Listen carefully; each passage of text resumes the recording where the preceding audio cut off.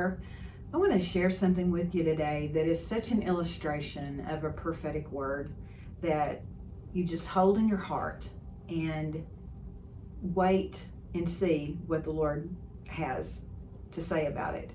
Wait and see is not that we just sit around. Wait and see is praying into it. God, is this something that you want to speak to me right now? He may say, no, I want you to just hold on to it.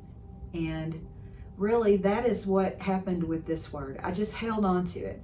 It was such an easy word to remember. I wish I would have written it down. I probably did somewhere, and in my unorganized journals, it's probably there. But the word was simply go back. Go back. Easy to remember. Go back. When I first heard it, I took it literally. I thought, what do I go back to? I began to think of things in my past and everything from businesses and professions to churches. What do I go back to? And I really didn't get an answer.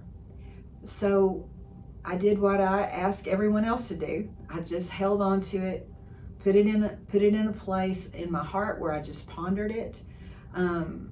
It would have been easy, even in that day when I was given that word, that I could have discounted it. I really could have, because I didn't know this person at all. And even in the way that it was delivered, it was a little odd.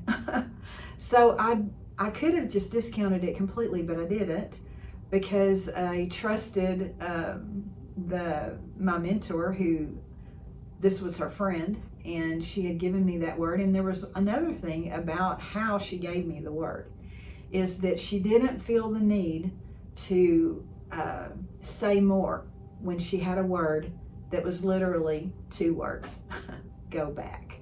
She didn't fill in with anything else. She just said, this is what I'm hearing, go back. And she moved on. And that gave it much credibility to me, because I knew this was a mature person that didn't try to explain why she had given me a word that was only 2 words, or that it was something that she felt like that she needed to add to. She didn't. She just said, go back. So I took the word, I held on to it, and as Mary said, I pondered it in my heart all of these years.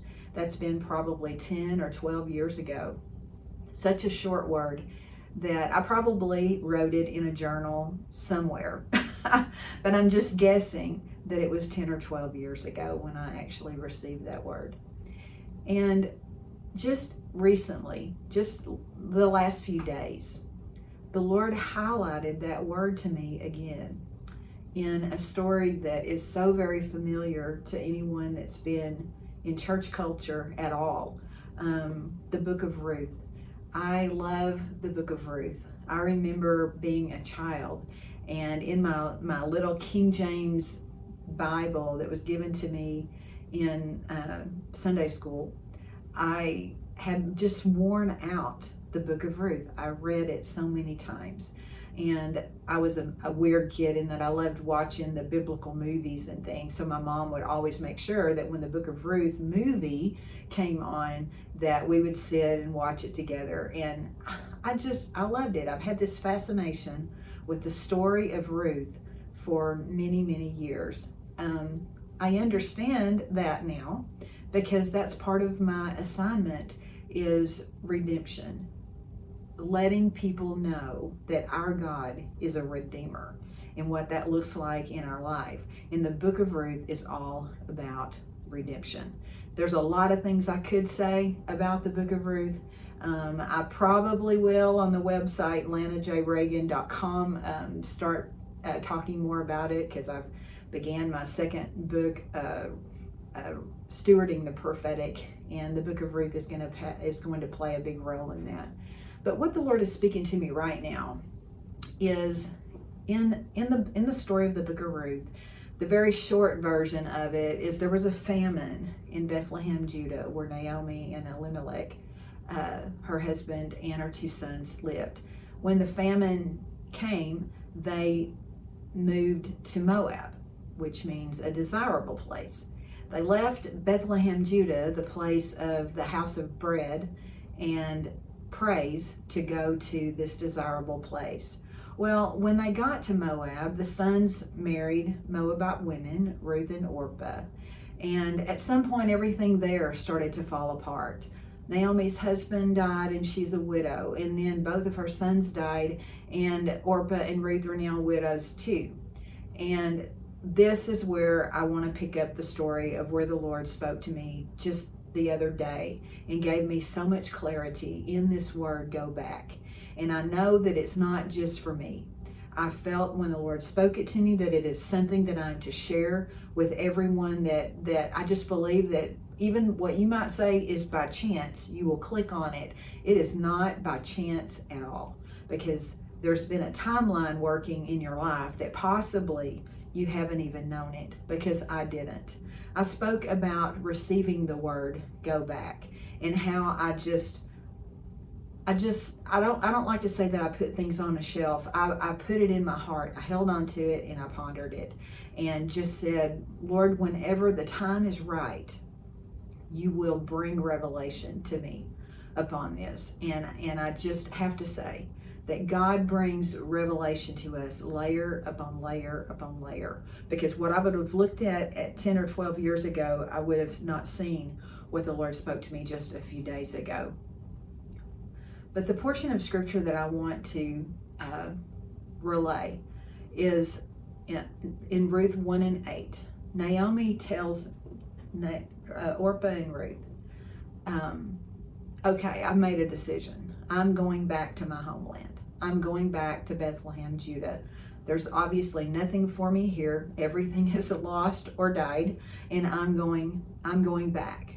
I want you, speaking to Orpah and Ruth, to go back to your families. I want you to go back to where your security is, because I have nothing for you any longer. And she implores them several times, go back, go back. Well, Orpah did go back. She went back to that secure place that she perceived as her secure place of her family, that she perceived as that secure place. But Ruth had a different answer. Ruth decided differently. And you know, I have to think about that. Ruth had lived now with Naomi for a number of years, and she had seen how Naomi's faith was strong, even in the fact that she had suffered so much loss, even so much that she said, don't call me Naomi anymore, call me bitter. She wanted to change her name. And even when she came into Bethlehem, Judah, people said, is that Naomi? It had only been 10 years and they barely recognized her because she had experienced so much. Yet she knew where to go. She said, I must go back to Bethlehem, Judah, the house of bread, the bread of life, ultimately is Jesus, and praise. And praise always precedes blessing, restoration, and redemption. Ruth had seen this in Naomi's life. She had to, because when she uttered the words that we've quoted them many times in wedding ceremonies, especially. I remember years ago singing, there was a popular song called Whither Thou Goest, in King James language, I will go. And of course, I can barely say that. I had to do a lot of practice singing that to sing it, but that was actually words that Ruth said to her mother-in-law, Naomi. But there's such a deep commitment that we use them in wedding ceremonies today. But Ruth began to say, where you go, I will go. Where you live, I will live. Your people will be my people, and your God will be my God. Very telling. Even in such tragedy and loss, Ruth saw the God that Naomi served, and she said, I want that. And she told her, I won't go back. I won't go back. I'm going with you. Basically, your home is now my home, and I will go with you. What I got out of this scripture, what the Lord highlighted to me, was when Naomi asked them, really told them, you must go back. When I was given that prophetic word, go back, this was a choice. This was a time that the Lord was telling me, will you go back? Will you stay with me on this road that has been difficult and hard? Or will you go back? And guess what? If I would have went back, I'm still saved. I'm still thankful. I'm still serving the Lord. But God had more. He had complete redemption. He had complete recovery in mind for me. And He has the same for you. Now I look back at that time when that prophet of the Lord stood before me and had 2 words and refused to add to them, and she said, go back. And she said, I don't know what to say about that except just to say, this is what I hear and this is what I'm saying. It was a moment in my life where God gave me a choice. And I have to say, I wish that after that choice, redemption was quick and everything came into focus very quickly. Clarity was there. Everything was perfect. No, it wasn't. It was a tough time, actually. I've talked about it. If you followed me at all, you've probably heard me talk about 10 years of closed doors and unfortunate events. It felt like it was tough, of feeling like that God is asking me to come up higher in when situations that were trying to drag me down. It's in this time where I had the hot air balloon dream and things like that. Again, if you followed me, you may remember that, where the Lord asked me to cut away the sandbags so the balloon would rise. That's where I was. That was that journey. And I believe that whatever God is speaking to me, many times He is inviting others into that process. That it's not that, there may be a time that God is asking you that right now, where He's asking you for more of a just desire to be with Him and go with Him into your next. But I really feel like that this word is very much for those that 10 years ago or so, you may have had that line drawn too, where you could go back to security, you could go back to what was familiar, or you could say, no, wherever you go, God, I'm going. Wherever you're going to take me, I'm going to be there. You are my God, and I will not go back. I will stay where you have put me. I will keep treading upon the streets that I've prayed for a long time. I'm going to keep pursuing you in whatever is next in my life. I just feel like that is what God is wanting to enlighten you and see where you are right now. Because you said, no, I'm not going back. I want more of you. I want what you have for me. I know that you want better for me than I want for myself, so I begin to trust you. Because my book, The Sound of His Voice, How to Trust and Follow God Confidently, it was really birthed out of these times where the Lord had given me a choice. And I know that if I would have went back, I probably wouldn't have written that book. I probably couldn't stand here with what feels like a million testimonies of what God has done, what He's doing right now, where the doors that He's opening right now. So I just, it's not that I even challenge you with that word. It's that I just enlighten you right now that many years ago, because the Lord has prayed, I have heard this for so long, it kind of is paired with another word of what you've prayed for a long time. Here it is. And I just pass that on to you because I feel like we're in a moment where redemption through Jesus, we know, has already come. But there are things in our lives that we have, the scripture that talks about the hope deferred makes the heart sick. But finish the scripture, as the Lord told me just a few days ago even. But A dream fulfilled is the tree of life. That's why I started wearing this tree of life ring as a reminder that a dream fulfilled is the tree of life. So I just ask you to partner with me in prayer right now that we are going to make this declaration unto the Lord, that where you go, God, we're going to go. We are going to serve you no matter what anything looks like.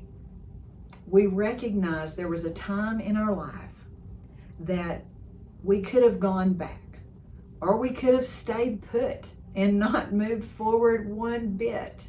But God, your grace is always sufficient. And through your empowering grace, we were able to say, no, not going back. I'm going to stay with you, Jesus. I'm going to partner with you. I'm going to do what you tell me to do, and I'm going to say what you tell me to say. In this minute by minute relationship that you want with us, we just say yes.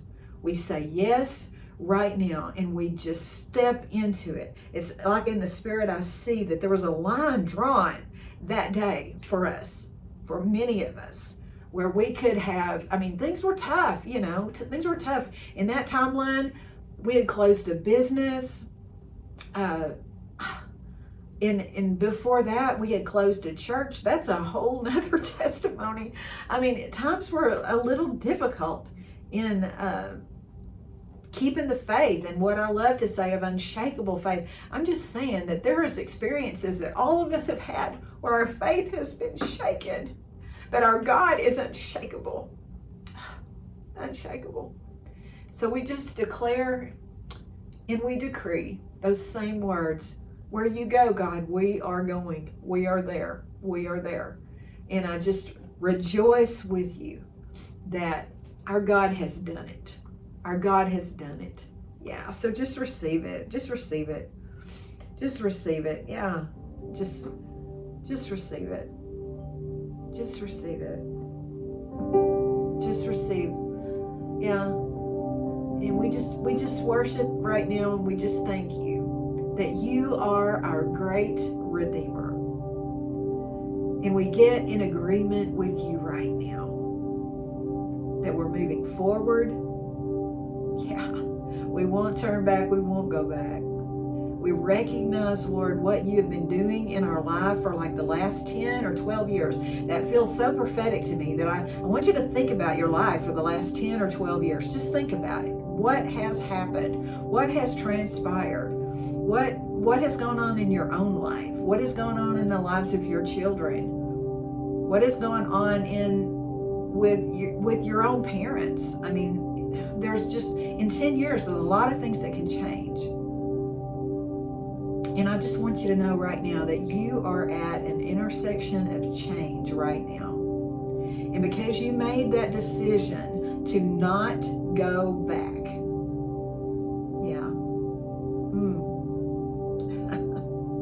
I love it when the Lord shows me these things, because he initially said, I saw a line, and he says the line has been changed into an intersection, which means it's not just a horizontal line that you are stepping across now, but that because you stepped across, then it has been turned into an intersection, and you are moving forward, and you're moving forward into places that you have not even dreamed of.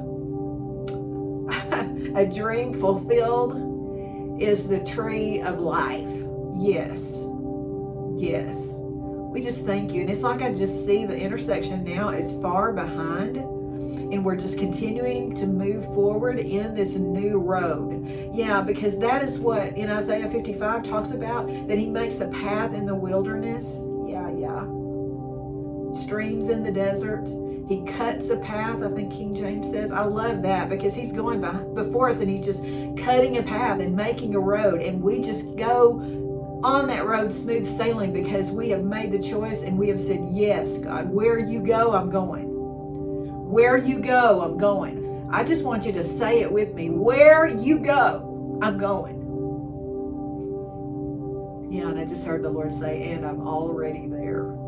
So have confidence right now. He's already there. He is with us, but yet He's already there. He's made a way. Everything is moving as it should be.